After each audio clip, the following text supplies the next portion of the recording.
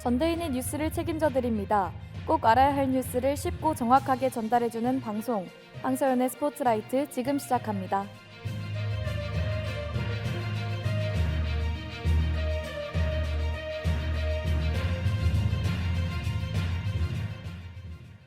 전대인 여러분 안녕하십니까? 저는 아나운서 백소영입니다. 오늘 방송도 전북대학교 방송국 황서연 기자님과 함께합니다. 안녕하세요. 안녕하세요. 네, 굉장히 오랜만에 만나 뵙는 것 같은데요. 그만큼 오늘 방송이 더 기대되는 것 같습니다. 네, 오늘은 또 특별한 날인 만큼 저도 기대가 되는데요. 끝까지 함께 힘차게 잘 맞춰보도록 합시다.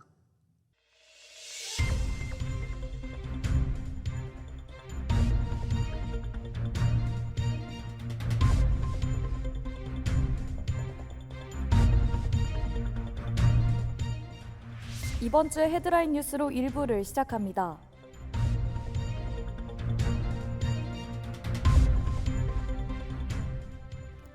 오미크론 N차 감염 공포, 거리두기 회귀 검토. 국내 신종 코로나 바이러스 감염증 오미크론 변이 첫 감염자와 관련된 접촉자가 100명을 넘는 것으로 파악됐습니다.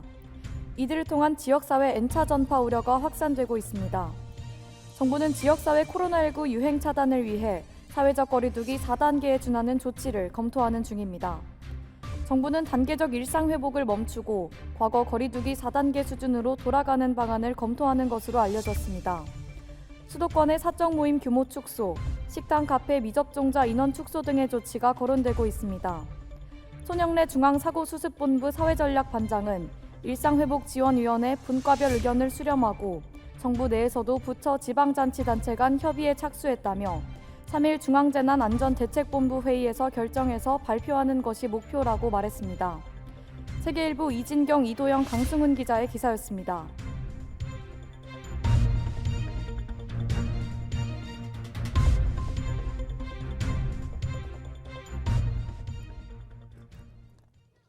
네, 변이 바이러스 오미크론의 감염자가 국내에서도 발생하고 거기에 확산세가 이어지면서 거리두기 단계를 완화한 현 상태에서 다시 강력한 거리두기 단계로 격상하는 것을 검토해보겠다는 뉴스였는데요. 우리나라에서의 확진자 발생 상황과 그에 관련한 현 상황을 정확히 짚어주실 수 있으신가요? 네, 중앙방역대책본부에 따르면 나이지리아를 방문한 후 입국한 인천의 40대 부부와 부부의 지인, 그리고 나이지리아를 여행한 후 입국한 여성 2명이 오미크론 감염으로 확인됐다고 합니다. 현재 감염자들은 감염병 전담병원에 입원 중이며 초기엔 기침과 가래 등의 증상이 있었으나 현재 2명은 무증상 상태이고 1명은 미열만 있는 상태입니다. 생활치료센터에 격리된 2명 또한 미열, 어지러움, 인후통 등의 증상이 있었지만 현재는 많이 호전된 걸로 알려졌습니다. 네, 모두 격리되어서 치료를 받는 중이고 다행히 상태가 호전되고 있군요. 변이 바이러스라 많이 낯설게 느껴지는 것 같은데요. 접촉자들은 현재 어떻게 파악되고 있는가요? 밀접 접촉자는 2일 기준으로 105명으로 파악되고 있고 동승 비행기 승객까지 포함하면 274명에 이릅니다. 네, 역학조사에서 허위 진술을 한 확진자도 있다고 들었는데 이건 어떻게 된 것인가요? 확진자 중 한 부부가 역학조사에서 공항에서 자택으로 이동할 때 방역 택시를 탔다고 거짓말을 한 것으로 드러났습니다. 이로 인해 밀접 접촉자 분류자가 늦어져 문제가 됐습니다. 분류가 늦어진 밀접 접촉자의 관련 접촉자는 50명, N차 접촉자까지 포함하면 79명에 이릅니다. 이들 접촉자에게서 계속 추가 확진자가 나오는 N차 연쇄 감염이 현재는 우려되고 있는 상황입니다. 네, N차 감염이 시작된다면 위드 코로나 유지가 어려워 보이는데 이에 대해 오늘 발표가 난다고요? 네, 정부는 단계적 일상 회복을 멈추고 과거 거리두기 4단계 수준으로 돌아가는 방안을 검토한다고 밝혔는데요. 회의 결과가 3일인 오늘 발표됩니다. 수도권의 사적 모임 규모 축소, 식당 및 카페 미접종자 인원 축소 등의 조치가 거론됩니다. 손영래 중앙사고수습본부 사회전략반장은 일상회복지원위원회 분과별 의견을 수렴하고 정부 내에서도 부처, 지방자치단체 간 협의에 착수했다며 3일 중앙재난안전대책본부 회의에서 결정해서 발표하는 것이 목표라고 말했습니다. 네, 최근에도 방역 대책에 있어 변경이 있었던 것으로 아는데 이에 관해서 설명해 주실 수 있으신가요? 네, 앞서 지난 화요일 4주간의 특별방역 대책이 발표됐었는데요. 가장 먼저 시간 경과에 따른 백신 효과 감소를 고려해 방역 패스 유효 기간을 6개월로 설정했습니다. 하지만 많은 관심을 주목시켰던 식당 및 카페 이용 미접종자 인원 축소, 그리고 방역 패스 적용 대상 확대 방안은 검토했지만 더 지켜보겠다며 보류했습니다. 이 방안들이 이번에 다시 논의될 것으로 보이는데요. 변이 바이러스 발생이라는 변수와 확진자 수 5천 명 이상의 발생으로 이번에는 조금은 더 강력한 대책이 발표되지 않을까 싶습니다. 네, 제 생각에도 이번에는 더 강력한 대책이 정말로 나올 수 있을 것 같은데요.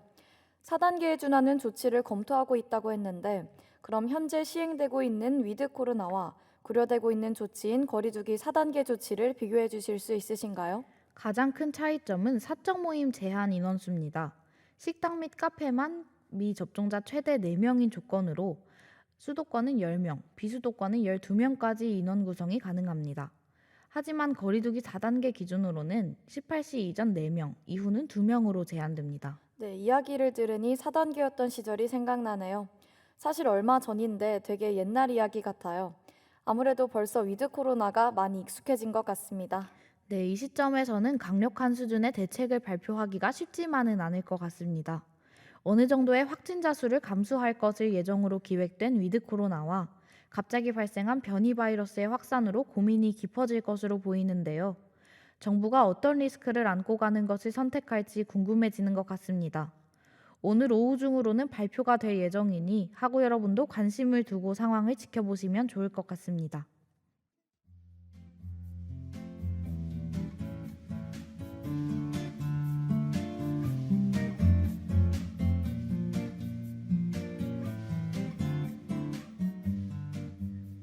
지금 시각은 1시 32분.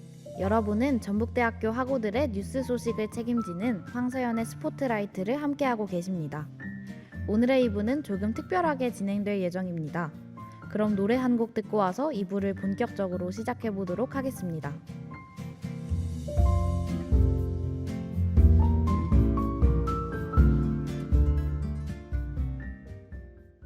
네, 오늘의 2부 기자님께서 직접 소개해 주실 수 있으실까요? 네, 오늘은 한 학기간 전북대학교 학우 여러분의 뉴스 소식을 책임져 드리고자 했던 황서연의 스포트라이트 마지막 방송 날입니다. 저에게는 재미도 의미도 많았던 방송이라 오늘 2부에서는 아나운서님과 함께 그동안의 이야기를 나눠보고자 합니다. 네, 오늘이 마지막 방송인 걸 사실 저는 미리 들었었는데요. 듣고 저도 정말 아쉬웠습니다. 대학교에 입학하고 오히려 뉴스를 볼 시간이 더 없어진 것 같은데 이 시간 덕분에 저 또한 세상의 이야기를 많이 알 수 있었던 것 같아요. 그렇다면 정말 다행입니다. 사실 핸드폰만 열면 뉴스가 쏟아지지만 대학생들이 다양한 분야의 뉴스를 다 관심 있게 보는 게 쉽지만은 않잖아요. 그래서 흘러가듯 하고 여러분께 뉴스를 스며들게 하고 싶었던 것 같습니다. 알아야 할 뉴스들이 너무 많기에 늘 고심 끝에 정한 주제들로 방송을 진행했던 것 같은데요. 혹시 우리 방송이 늘 어떻게 흘러갔었는지 기억하시나요? 네, 황사연의 스포트라이트 아나운서로서 당연히 기억합니다. 1부에서는 해당 주의 헤드라인 뉴스를, 2부에서는 분야별 뉴스를 소개해 주셨는데요. 특히 매주 2주의 분야가 달라져서 더 좋았던 것 같습니다. 네, 2부의 분야를 매주 다르게 선정하는 것이 제가 특별히 더 신경을 썼던 부분인데요. 사실 뉴스를 골라보는 것이 정말 쉬워진 요즘. 하고 여러분이 자신이 관심이 있고 좋아하는 특정한 주제의 뉴스만을 볼 것 같다라는 생각을 했습니다. 저 또한 그러니까요. 그래서 최대한 다양한 분야의 뉴스를 어렵지 않은 수준으로 접했으면 좋겠다 싶어서 분야별 뉴스를 쉽게 풀어 열심히 선정했던 것 같아요. 네, 정치, 경제, 사회, 생활, 세계 IT 과학과 같은 다양한 분야를 다루셨던 것 같은데 직접 준비하신 기자님은 준비하시면서 어떠셨나요? 저는 사실 정치에 관한 이야기를 거의 다루지 못한 것이 아쉽기는 합니다. 주로 경제나 사회 아니면 세계나 IT 분야를 많이 다뤘던 것 같은데 정치 분야를 다루기에는 저의 판단 능력이 아직 많이 부족해서 부족한 이야기를 전해드리고 싶지 않은 욕심에 많이 덜어냈던 것 같습니다. 내용을 꽉꽉 채우기에는 편향된 시각이 필연적으로 드러날 것 같고 그렇다고 걸러서 적어내기에는 내용이 너무 빈약해지고 겉만 번지르르한 반송이 될 것 같아서 고민하던 끝에 결국 내려놓았던 기억이 납니다. 네, 이렇게 얘기를 들어보니 혼자 내적 갈등을 하셨던 기자님의 마음이 이해가 되는 것 같습니다. 하지만 저는 생소한 IT, 경제 분야를 쉽게 설명해 주셨던 것이 참 좋았던 것 같아요. 그럼 우리 남은 이야기는 노래 한 곡 더 듣고 와서 해보도록 하겠습니다. 네, 노래 듣고 왔습니다. 저도 주로 뉴스에 관해 많이 물었던 입장으로서 뉴스를 준비해 오시고 방송을 하셨던 기자님의 생각이 많이 궁금한데요. 누구보다도 뉴스를 많이 보셨을 것 같은데 어떠셨나요? 네, 저는 원래도 뉴스 보는 것을 좋아했지만 정말 이번에는 다양한 분야의 뉴스들을 더 열심히 찾아봤던 것 같은데요. 정말 가장 많이 보게 됐던 뉴스는 역시 코로나 바이러스 관련 뉴스였던 것 같습니다. 오늘 일부에서도 방역 대책 뉴스에 대해 나눴잖아요. 그렇게 이번 한 학기도 뉴스는 늘 코로나 바이러스 이야기로 뜨거웠던 것 같습니다. 네, 정말 코로나 바이러스는 1년이 넘는 시간 동안 꾸준한 화제거리였던 것 같아요. 네, 그래서 늘 이야기를 전하면서도 이 이야기를 그만 전할 수 있는 날이 하루빨리 오기를 기도했던 것 같습니다. 네, 그럼 혹시 그동안의 이야기 중에 특별히 기억에 남는 뉴스가 있으신가요? 네, 저는 언론중재법을 다뤘던 날이 아무래도 기억에 많이 남는 것 같은데요.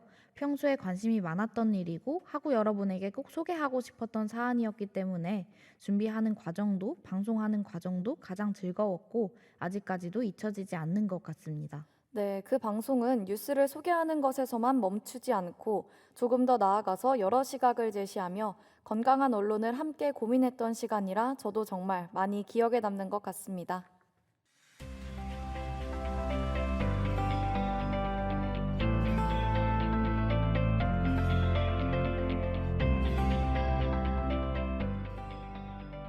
아쉽지만 이번 학기 저희가 전해드릴 뉴스 이야기는 여기까지입니다.